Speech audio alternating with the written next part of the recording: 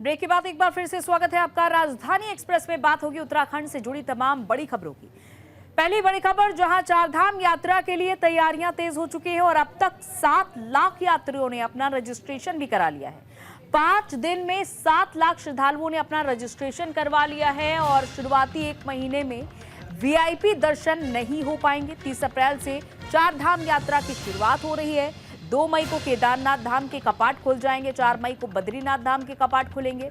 PM Modi ने चारधाम यात्रा का प्रमोशन भी किया था, जमकर प्रचार भी किया था। और उत्तराखंड में 30 अप्रैल से शुरू होने जा रही चारधाम यात्रा को लेकर तीर्थयात्रियों में जबरदस्त उत्साह देखने को मिल रहा है। महज 5 दिन के भीतर 7 लाख से ज्यादा श्रद्धालुओं ने अपना रजिस्ट्रेशन करवा लिया है यात्रा के लिए। भारी संख्या में यात्रियों के आने की भी संभावना है और इसको देखते हुए प्रदेश सरकार भीड़ प्रबंधन और सुविधाओं को लेकर हर स्तर पर तैयारी कर रही है। प्रधानमंत्री नरेंद्र मोदी द्वारा शीतकालीन यात्रा का प्रमोशन करने के बाद से चारधाम यात्रा को लेकर खासा उत्साह देखने को मिल रहा है।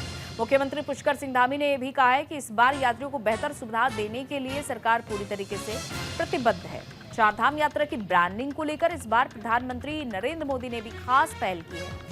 6 मार्च को उन्होंने मां यमुना के शीतकालीन गद्दी स्थल मुखबा और पर्यटन स्थल हर्षिल का दौरा किया और ये पहली बार हुआ जब चारधाम यात्रा शुरू होने से पहले प्रधानमंत्री का उत्तराखंड का दौरा हुआ।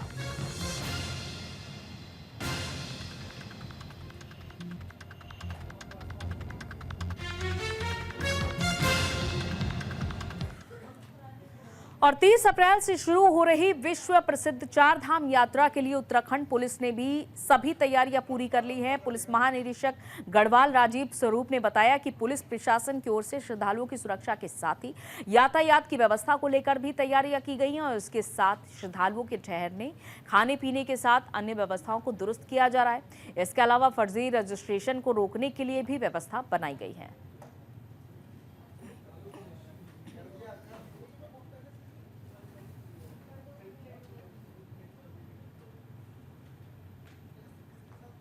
धाम यात्रा है जो श्री धामों में श्रद्धालु आएंगे उनके लिए प्रॉपर सुरक्षा के इंतजाम किए गए हैं, उनकी सुविधाओं के इंतजाम किए गए हैं।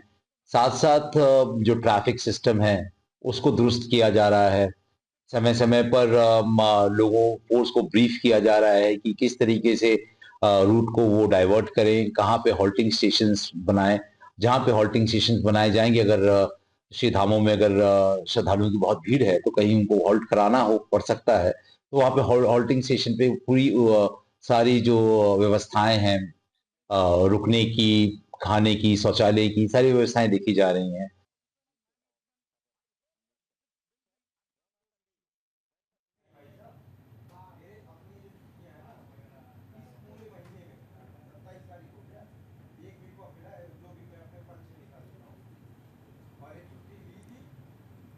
तो इधर देखा जा रहा है कि पिछली गलतियों को सुधारने के भी सख्त निर्देश सरकार की ओर से दिए गए। 30 अप्रैल से यात्रा की शुरुआत हो रही है और कोई भी कमी ना रह जाए, इसको लेकर सरकार भी पूरी तरीके से तत्पर नजर आ रही है, क्योंकि खुद प्रधानमंत्री नरेंद्र मोदी ने चारधाम यात्रा का प्रचार किया था। न सिर्फ उन्होंने प्रचार किया बल्कि मॉनिटरिंग भी करने के निर्देश दिए गए हैं। इधर उत्तराखंड में अवैध मदरसों पर कार्रवाई भी लगातार जारी है। अवैध मदरसों का मामला सुप्रीम कोर्ट अब जा पहुंचा है और जमीयत उलेमाए हिंद ने सुप्रीम कोर्ट का दरवाजा खटखटाया है। अरशद मदनी ने सुप्रीम कोर्ट में याचिका दायर की है। तो उत्तराखंड में धामी सरकार अवैध मदरसों के खिलाफ कार्रवाई कर रही है और अभी तक 136 मदरसे जांच में बिना मान्यता और रजिस्ट्रेशन के पाए जाने के बाद सील कर दिए गए हैं। ज्यादातर अवैध मदरसे उधम सिंह नगर, देहरादून और हरिद्वार जिले में पाए गए हैं, लेकिन अब इस कार्रवाई के खिलाफ जमीयत उलेमाए हिंद के अध्यक्ष अरशद मदनी ने सुप्रीम कोर्ट का दरवाजा खटखटाया है। उन्होंने सरकार की इस कार्रवाई की वजह से छात्रों का भविष्य अंधकार में जाना करार दिया है। उत्तराखंड की धामी सरकार ने न केवल मदरसों पर कार्रवाई की बल्कि उनको कहां से पैसा आ रहा है, इस बात की जांच के आदेश भी दिए गए हैं। राज्य सरकार से मिली जानकारी के अनुसार 24 मार्च तक 3 जिले उधम सिंह नगर, हरिद्वार, देहरादून शामिल हैं। लगभग 136 मदरसों को सील किया जा चुका है।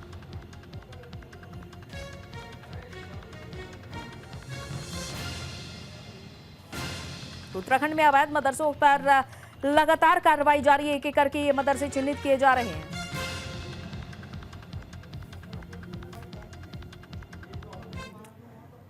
तो जैसा कि जानकारी मिल रही है कि अलग अलग जिलों में ये मदरसे चिन्हित किए जा रहे हैं। उत्तराखंड में अवैध मदरसों पर इस तरह से एक्शन तेज है। लक्सर में 3 अवैध मदरसे सील किए गए हैं। संबंधित दस्तावेज ना दे पाने पर यह कार्रवाई की जा रही है। अब तक 136 से ज्यादा अवैध मदरसे सील हो चुके हैं। लक्सर में प्रशासन अवैध मदरसों पर लगातार कार्रवाई कर रहा है। प्रशासन ने आज फिर कई मदरसों को सील कर दिया है। सरकार के अभियान के तहत उन तमाम मदरसों को बंद करवा रही है जो बिना मान्यता के संचालित किए जा रहे हैं। और इसी क्रम में जिलाधिकारी के निर्देश पर लक्सर तहसीलदार प्रताप सिंह चौहान ने राजस्व विभाग और पुलिस की टीम के साथ लक्सर के नगला खिताब, एथल और सिधुडू गांव में पहुंचकर 3 मदरसों को सील कर दिया है। मदरसों के खिलाफ ये कार्रवाई संबंधित दस्तावेज ना दिखा पाने पर की गई है। तो जो भी बिना रजिस्ट्रेशन के मदरसे हैं उनके खिलाफ कार्रवाई की जा रही है चुन चुनकर और इन्हें चिन्हित किया जा रहा है। अब तक 500 ऐसे मदरसों का पता चल पाया है जो कि नॉन रजिस्टर्ड है, उनके बारे में कोई जानकारी नहीं है और लेखा जोखा जब मांगा गया तो कोई लेखा जोखा ना दे पाने के कारण इन मदरसों के खिलाफ ये कार्रवाई हुई है, इन्हें सील कर दिया गया है। अब जांच पड़ताल आगे बिठाई जाएगी और ये जो जांच होगी इस जांच की रिपोर्ट सीधा मुख्यमंत्री कार्यालय पहुंचाई जाएगी। और जाहिर है कि इन मदरसों को कहां से फंडिंग हो रही है, कर्मचारियों को वेतन कहां से मिलता है, ये सब कुछ यहां जांच का विषय बना हुआ है कि आखिर कहां से ये मदरसे संचालित हो पा रहे हैं। बिना सरकार की मदद के ये मदरसे कैसे संचालित हो पा रहे हैं, क्यों कोई आखिर इन मदरसों का ब्यौरा नहीं है, तो ये अलग अलग जिलों के मदरसे चिन्हित किए गए हैं।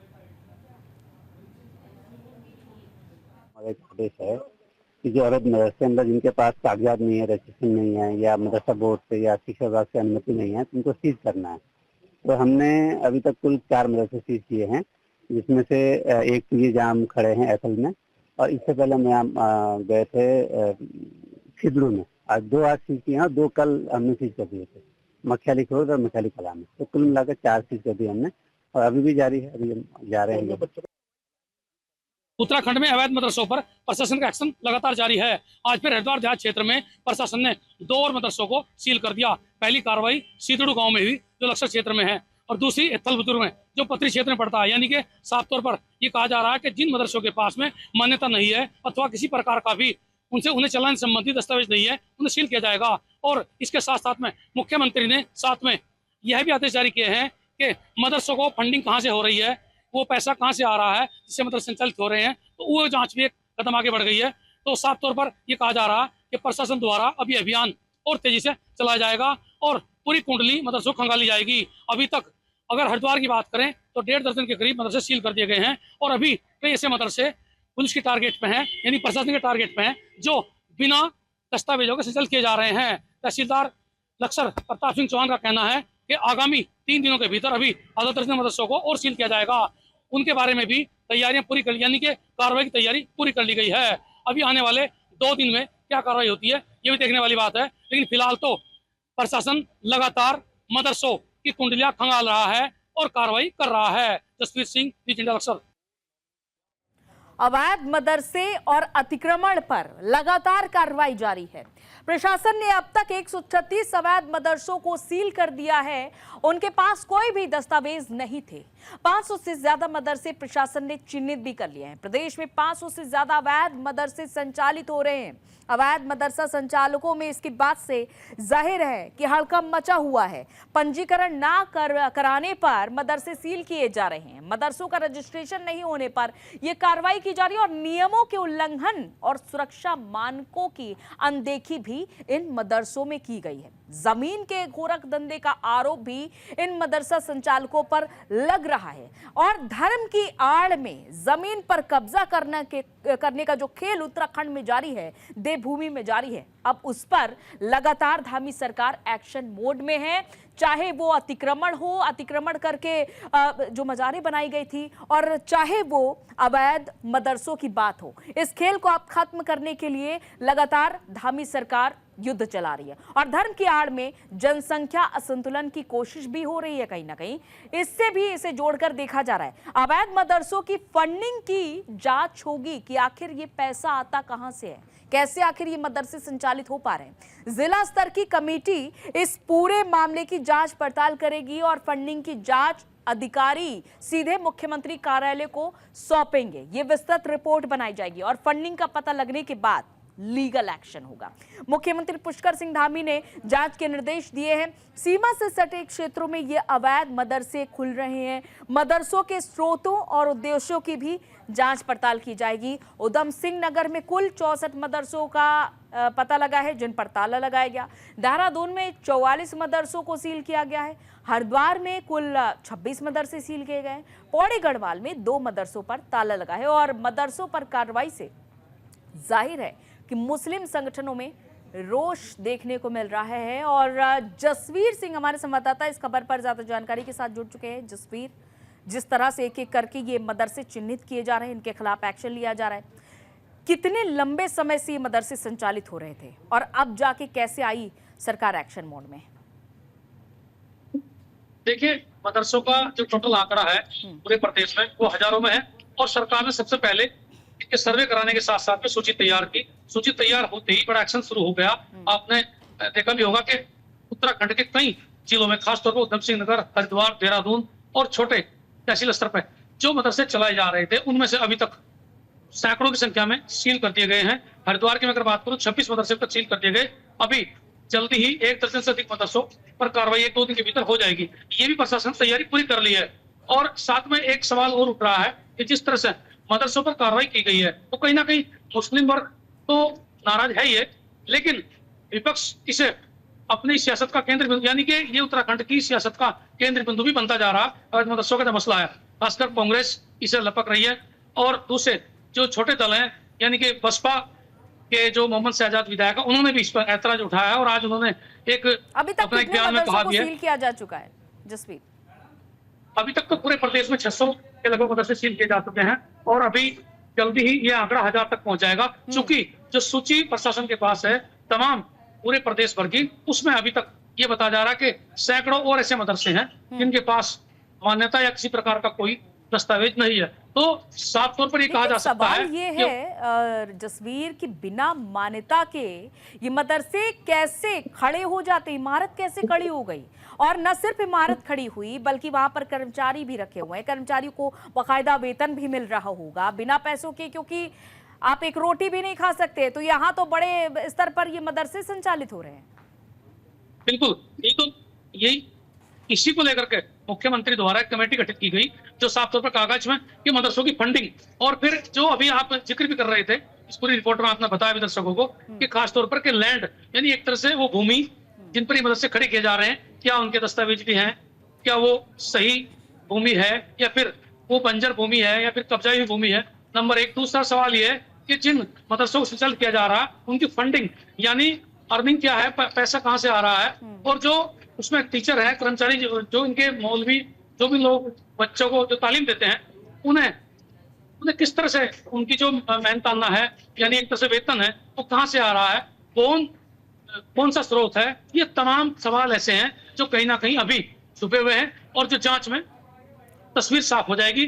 बस ये एक बड़ी जांच जो है अभी शुरू होने जा रही है और जहां तक अनुमान है कि जल्दी ही 1 सप्ताह के भीतर इसमें भी कोई नया रिजल्ट आने वाला, यानी कि मदरसों के सील की कार्रवाई के साथ साथ में फंडिंग वाले मसले की जांच आएगी। तो इससे कहीं ना कहीं बड़ा मुद्दा और बन जाएगा। जिस तरह से पूरे के पूरे उत्तराखंड की जो सियासत है वो कहीं ना कहीं अब गरमा रही है इस मसले को लेकर के। लेकिन इस सब के बीच सवाल ये भी सभी के मन में उठ रहा होगा जाहिर तौर पर कि देवभूमि में इतनी बड़ी संख्या में मदरसों का बन पाना कैसे आखिर मुमकिन हो पाया, किसकी सह पर मुमकिन हो पाया, इतना आसान कैसे हो गया देवभूमि में मदरसों को संचालित कर पाना? ये एक दिन या 1 महीने या 1 साल की तो कसरत नहीं हो सकती, इसमें तकरीबन कई सालों का समय लगा होगा। कुछ मदरसे ऐसे हैं जो अब सील किए गए हैं जो 10, 15 या 20 साल चल किए जा रहे थे। कुछ मदरसे ऐसे हैं जो हाल ही में तैयार हुए होंगे, यानी 1-2 साल का उनका अभी टाइम हुआ होगा। लेकिन ये वाकई बड़ा सवाल है और सोचने का प्रश्न है कि आखिर देवभूमि में किस तरह से, चूंकि अभी देवभूमि यानी उत्तराखंड बने ही जितना समय हुआ, यदि उसके अंतराल ही ये सब मदरसे बनाए गए हैं तो क्या शासन प्रशासन का ध्यान उस पर नहीं था? क्या इतनी बारीकी से नहीं देखा गया जिस तरह से अब ये कार्रवाई की गई है? जरूरत तो ये भी थी कि इन्हें पहले इनकी कुंडली खंगालनी जरूरी थी। अब जितने बड़े स्तर पर कार्रवाई हो रही है तो इससे सवाल उठ रहे हैं कि आखिर इतने बड़े पैमाने पर इतनी बड़ी क्वांटिटी में मदरसे कैसे खड़े हो गए, और फिर उनमें जो संख्या है आपने देखा भी होगा कुछ ऐसे मदरसे सील किए गए जिनकी बच्चों की जो संख्या है, वहाँ जो स्ट्रेंथ है वो हजारों में है, न कि 10, 20, 50 या 100। कई ऐसे मदरसे हैं जिनमें 500 तक बच्चे तालीम ले रहे हैं। तो ये बड़ा सवाल खड़ा हो रहा है कि आखिर ये कैसे चल रहे थे और किस तरह संचालित किया जा रहा था, कौन इनके पीछे था, क्यों अभी तक इन पर हाथ नहीं जाहिर है डाला कि गया, जांच या का फिर विषय क्यों? ये भी होगा कि इन अवैध संचालित मदरसों में किस तरह की तालीम दी जा रही थी। बहुत बहुत शुक्रिया तमाम जानकारी के लिए जसवीर आपका। तो जैसा कि हमारे संवाददाता ये जानकारी दे रहे हैं, इन अलग अलग जिलों में जो अवैध मदरसे, न सिर्फ हम मदरसों की बात नहीं कर रहे हैं, जो अवैध तरीके से संचालित हो रहे हैं, जिनके पास दस्तावेज नहीं है, कोई ब्यौरा नहीं है, लेखा जोखा नहीं है, जब सवाल पूछा जाता है तो आप बगले झांकने लगते हैं, उन मदरसों की बात हो रही है। और यहाँ पर 10-20 नहीं, जैसा कि हमारे संवाददाता ने बताया कि 500 से ज्यादा बच्चे तालीम लेने के लिए जाते हैं। अब इन मदरसों की जांच पड़ताल होगी और देखना होगा कि किस तरह से मदरसे कहाँ से फंडिंग हो रही है, क्या कुछ जांच में निकलकर सामने आता है। इधर सुसवा नदी में भारी मशीनों से खनन देखने को मिला है और इस पर हाईकोर्ट सख्त नजर आ रहा है। खनन मामले में नैनीताल हाईकोर्ट में सुनवाई हुई। हाईकोर्ट ने खनन से जुड़े अधिकारियों को तलब किया, सरकार का प्लान कोर्ट में पेश करने के निर्देश दिए हैं। तो मामले में अगली सुनवाई 3 अप्रैल को होगी। जनहित याचिका पर सुनवाई करते हुए आदेश दिए गए हैं। नैनीताल हाईकोर्ट ने देहरादून के डोईवाला क्षेत्र में सुसवा और अन्य नदियों में भारी मशीनों से खनन की अनुमति देने के मामले में सुनवाई की। कोर्ट ने संबंधित अधिकारियों को इस मामले में सरकार का प्लान कोर्ट में पेश करने के निर्देश दिए हैं। और असली ये देखा जा रहा है, असली बात ये कि अगली सुनवाई 3 अप्रैल को होगी। मुख्य न्यायाधीश जी नरेंद्र और न्यायमूर्ति आलोक मेहरा की खंडपीठ के समक्ष मामले की सुनवाई हुई है।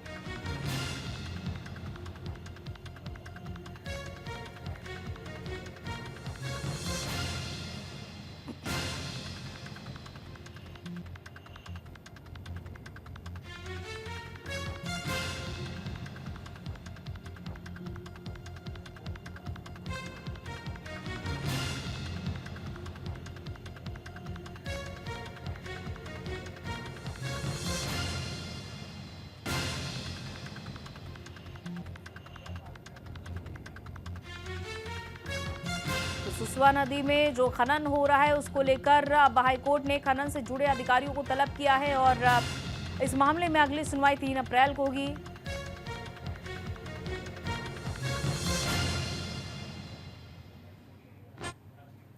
और इधर नगर निगम देहरादून निगम क्षेत्र के अंतर्गत सभी चौक चौराहों और गलियों में सीसीटीवी कैमरे लगाने जा रहा है। मेयर सौरभ थपलियाल ने बताया कि निगम की ओर से शहर में बढ़ते अपराध और महिलाओं की सुरक्षा को ध्यान में रखते हुए तीसरी आंख की मदद ली जाएगी और इसके लिए उन्होंने अधिकारियों को निर्देशित भी किया है।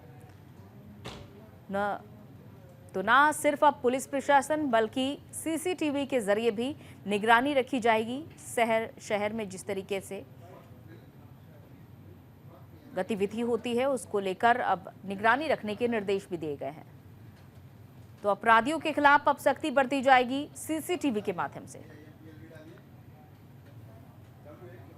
देखिए, इसके लिए हमने, क्योंकि हमारे संकल्प पत्र पे भी हमने ये कहा था कि देहरादून शहर को हम जो सीसीटीवी कैमरों से आच्छादित कर देंगे। ऐसी कोई प्रमुख चौक चौराहे गलियां ऐसी नहीं होंगी कि जहां पर सीसीटीवी कैमरे हमारे ना लगे हों। ये जो तीसरी आंख है सीसीटीवी के माध्यम से, एक तो हमारी जो नागरिक हैं, जनता है, वो सुरक्षित महसूस करेगी। हमारी माताएं बहनें, उनको आने जाने में किसी प्रकार की कहीं कोई उनको एक सुरक्षित वातावरण मिलेगा। दूसरा, साथ ही कुछ जैसे नशे का कहीं ना कहीं पे सेवन होता है और कहीं पे भी जैसे अंधेरी जगह होती है, ऐसी किसी अंधेरी जगह पे एक तो हमने लाइटों की व्यवस्था करने के साथ साथ सीसीटीवी कैमरे भी वहां पर हम लगाने जा रहे हैं, जिससे कि एक ऐसा वातावरण तैयार होगा कि जो ये नशा करने वाले या इस प्रकार का उपद्रव करने वाले हैं, गुंडागर्दी करने वाले ऐसे लोग हैं, इनके ऊपर लगाम लगेगी। और उत्तराखंड में साल दर साल सड़क हादसे बढ़ रहे हैं। देवभूमि एक्सीडेंट भूमि बनती जा रही है। परिवहन विभाग के लिए हादसों से निपटना बड़ी चुनौती अब बन चुका है। परिवहन विभाग सड़क हादसों को लेकर अलर्ट मोड पर है। सड़क दुर्घटनाओं के मद्देनजर फोर्स भी बढ़ाई जाएगी। तो उत्तराखंड में 4 धाम यात्रा जल्द शुरू होने जा रही है। परिवहन विभाग के लिए प्रदेश भर में लगातार हो रही सड़क दुर्घटनाएं भी चुनौती बनी हुई है। खास तौर पर जिस तरह राजधानी देहरादून में बीते कुछ दिनों में कुछ भयावह दुर्घटनाएं देखने को मिली हैं। ओएनजीसी चौक पर हुई दुर्घटना में 6 युवकों ने अपनी जान गंवा दी थी। राजपुर में 4, जबकि लच्छीवाला टोल पर हुए सड़क हादसे में 2 लोगों की जान चली गई थी। आरटीओ सुनील शर्मा, जिनके पास देहरादून, टिहरी, उत्तरकाशी और हरिद्वार के आरटीओ का प्रभार है, उनके अनुसार इस साल की यात्रा में दुर्घटनाओं के मद्देनजर ज्यादा से ज्यादा फोर्स की तैनाती की जाएगी और ये भी सुनिश्चित किया जाएगा कि बाहरी प्रदेश से आ रही गाड़ियां भी ट्रैफिक नियमों का अनुपालन करें।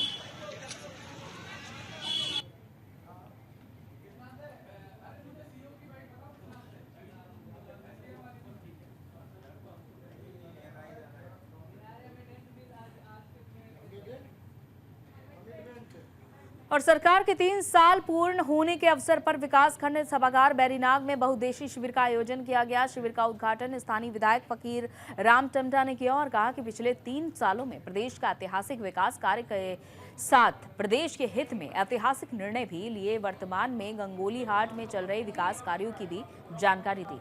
इस मौके पर विभिन्न विभागों के द्वारा स्टॉल लगाए गए थे। स्वास्थ्य विभाग के द्वारा स्वास्थ्य शिविर और दिव्यांग शिविर का आयोजन किया गया और विभिन्न योजनाओं के लाभार्थियों को चेक और प्रशस्ति पत्र वितरित किए गए और इस मौके पर ग्रामीणों की समस्याओं को सुनकर समाधान किया गया उनका। और इस मौके पर ब्लॉक प्रशासन, विनीता बाफिला सहित मौजूद रहे। चलिए, इसी के साथ राजधानी एक्सप्रेस में फिलहाल इतना ही। इजाजत दीजिए। तमाम खबरों का सिलसिला लगातार जारी है।